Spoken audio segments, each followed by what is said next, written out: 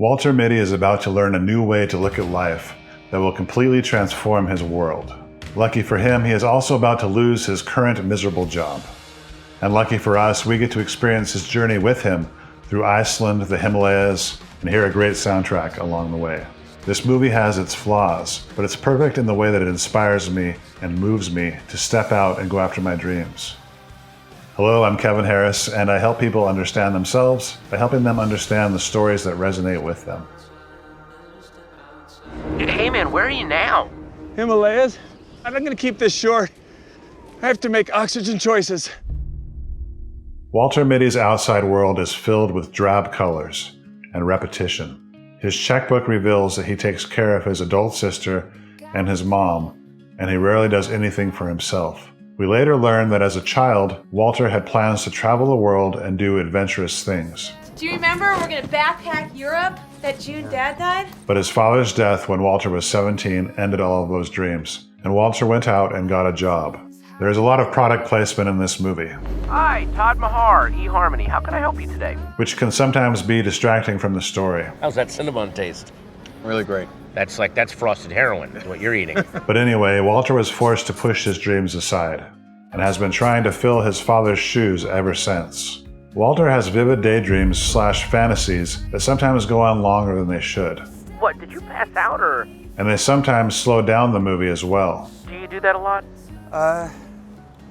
Normal amount. When it comes to actually acting on those dreams, he hesitates.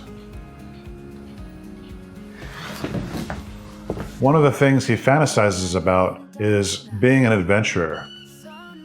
But the closest he gets is developing the photos of a real adventurer, Sean O'Connell, who is a photographer for Life magazine where Walter works. The two have never met in person, but there is a healthy respect for one another.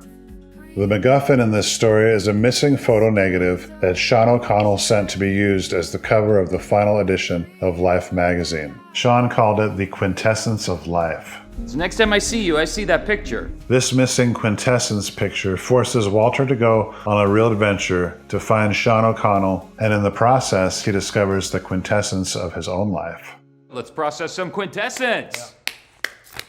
As the story goes along and Walter starts doing some of the things he has always fantasized about doing, his daydreams seem to lessen and his fantasies are less of a distraction. Well, not always, but he has less reason to need to daydream when he is having real-life adventures of his own. One of his motivators is his co-worker and secret crush, Cheryl Milhoff, whose eHarmony profile declares that her perfect man is adventurous, brave, and creative, which are also the attributes that Walter Mitty has desired for himself since he was a child. Cheryl encourages Walter, and just the thought of her is enough to get him to overcome his fears. Trying to reach the seemingly mythical, leprechaun-like Sean O'Connell, who in some ways represents Walter's father, requires Walter to basically become like Sean in the process. He has to go on all of the adventures and experience all of the extreme things that Sean has done to finally get to where Sean currently is, the guru at the top of the mountain, where the two finally meet in person. And just like the wizard from The Wizard of Oz, who gives out rewards for bravery and heart and intelligence, we realize that Walter has already become who he was previously afraid to be. Another interesting moment is that Walter actually gets mad at his idol Sean. What the hell are you thinking? For not just sending a negative the way that he always has before. I'm sorry, I've admired you for a very long time, but that is not a good move. This anger is partially for his father who died too early, but it also puts Walter on the same level as his idol. It pulls back the curtain on his humanity. In fact, he may be even wiser than the man he has been looking up to. I told you, look inside. But then Sean imparts wisdom, telling him to be still and teaches him about snow leopards. You call the snow leopard the ghost cat. It never lets itself be seen. Then something surprising happens. When are you gonna take it? Sean doesn't take a picture. Sometimes I don't. Instead, he has a moment with it. If I like a moment, I mean me, personally, I don't like to have the distraction of the camera. The camera is his job. It is his way to take something. But having a moment is not about what you can get. It's about what you can share, or even what you can give. In that moment, he's looking at the leopard with reverence and even love. He is giving instead of taking. He then refers to the subject of the missing negative What was the picture? as a ghost cat, Let's just call it a ghost cat, Walter Mitty. which we later learn is a photo of Walter outside of his office doing his work. Beautiful things don't ask for attention. Walter Mitty has been hiding his true self from himself and others for most of his life. His secret life only emerges through his vivid daydreams, but through the process of this movie, he transforms, his inner life becoming his outer life. Sharing your accomplishments with the whole world. He stands up to Ted, But you don't have to be such a dick.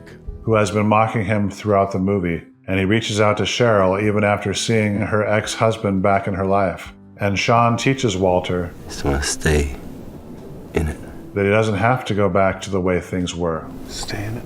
The negative in the wallet That was the gift. The photograph. was intended to be a gift to Walter, the ghost cat, to thank him for his excellent work and processing of his photos, which is a rare thing for a photographer to allow someone else to do. Throughout the movie, Walter has gone on all of these adventures to get to where Sean is. But Sean is pointing Walter back to his day job and showing it to him with new eyes, as if it is something remarkable, because it is.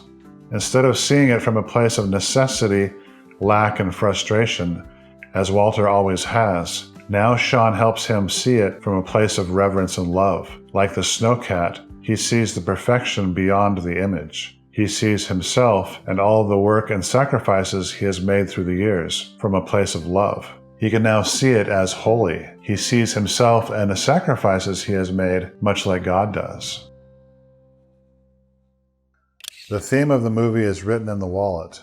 In the movie, it is the Life magazine motto. In reality, the movie motto is a paraphrased version of Life's original mission statement from the founder and publisher of Life, Henry Luce, written in 1936. Here is the original mission statement: to see life, to see the world, to eyewitness great events, to watch the faces of the poor and the gestures of the proud, to see strange things, machines, armies, multitudes, shadows in the jungle and on the moon, to see man's work, his paintings, towers, and discoveries, to see things thousands of miles away, things hidden behind walls and within rooms, things dangerous to come to, the women that men love and many children, to see and take pleasure in seeing, to see and be amazed, to see and be instructed. And that is the moral of this story. If you enjoyed my ramblings, please consider subscribing and ringing the bell. I'd like to thank the executive producers who are supporting me on Patreon. Thank you very much. We'll see you next time. Wait, they have a Papa John's in Iceland?